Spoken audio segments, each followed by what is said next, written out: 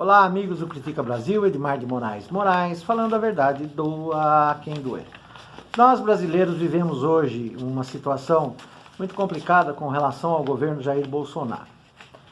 As medidas todas atrapalhadas, nada em prol do brasileiro, e tudo isso vem acontecendo cada dia com mais ênfase, né? O governo está sofrendo um desgoverno e o país um desmonte.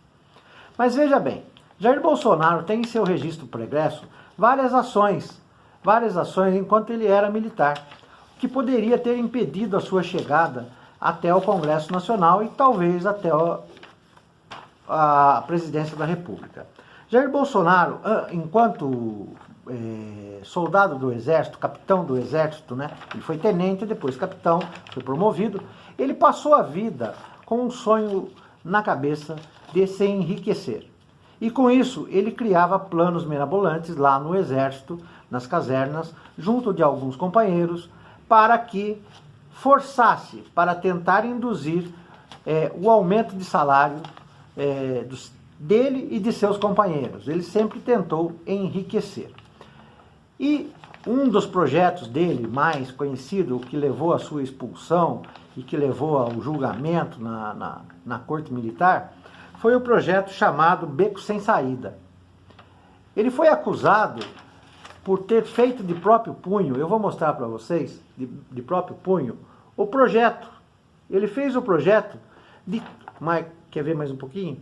Olha, tem a foto e os desenhos que ele fez de próprio punho, na tentativa de explodir uma adutora de água que dava acesso ao abastecimento do Rio de Janeiro, na tentativa de melhorar o salário dos militares. Jair Bolsonaro sempre foi controverso, sempre foi arrogante, sempre foi mal criado. Ele nunca teve um bom comportamento dentro do Exército. Tanto que ele chegou a ser chamado por Ernesto Geisel como um indivíduo que falta de parafuso.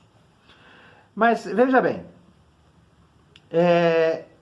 Jair Bolsonaro, tendo este registro pregresso, mesmo assim, a Folha de São Paulo, o Estadão e a revista Veja criou 536 artigos a respeito de Jair Bolsonaro, desde o governo de 1987, com o José Sarney.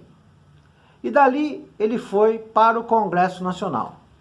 No Congresso Nacional, ele ficou conhecido pelas suas agressões verbais, o seu desrespeito total aos direitos humanos e um discurso neonazista. Isso lá dentro do Congresso, durante os 28 anos que ele passou lá. E ele sempre foi citado, como todos os outros congressistas, ou na maioria dos congressistas, ele acabou sendo citado, sim, nas investigações, nas CPIs do Petrolão, na CPI do Mensalão, tudo criado durante o governo Fernando Henrique na tentativa de reeleição, que não havia reeleição, era só um mandato, e Fernando Henrique criou o Mensalão, Petrolão e tudo mais para comprar os votos dos deputados.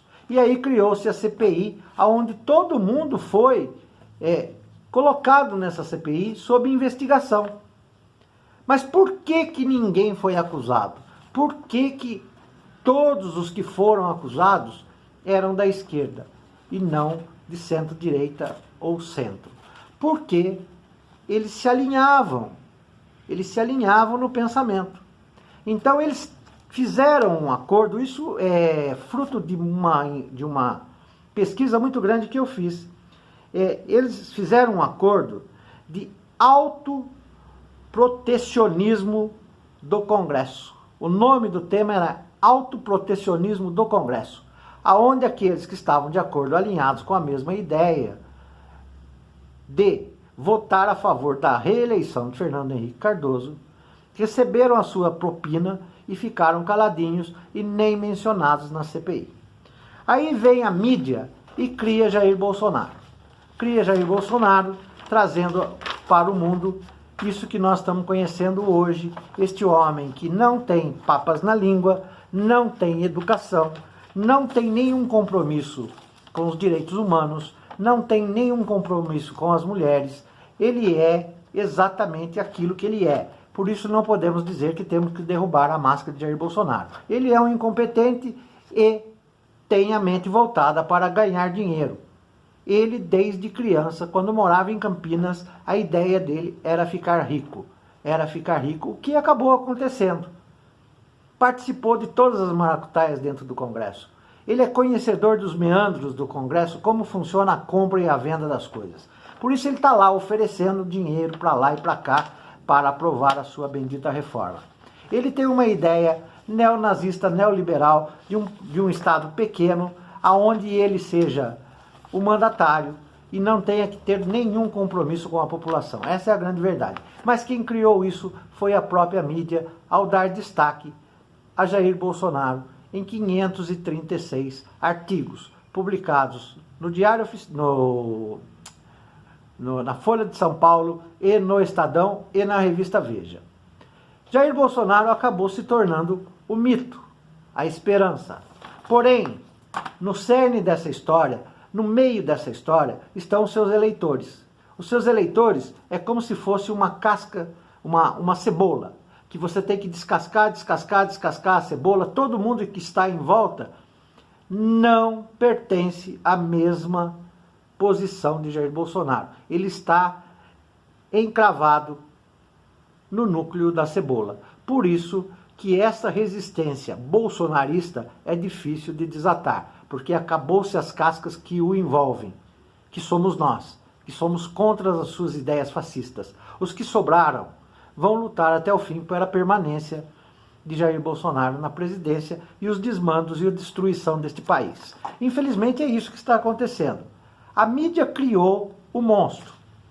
A mídia tenta destruir o monstro, mas a mídia alimentou o monstro. E agora? Com quem fica a responsabilidade de domar esse monstro e transformá-lo, no mínimo, em alguém como nós, que precisa sobreviver e tirar da cabeça dele a ideia do enriquecimento. Este é um trabalho muito difícil, mas a culpa é da mídia. Ela o criou, ela o alimentou e agora não há quem destrua. Sofreremos nós. Tá certo, pessoal? Edmar de Moraes, falando a verdade, doa a quem doer. Tchau.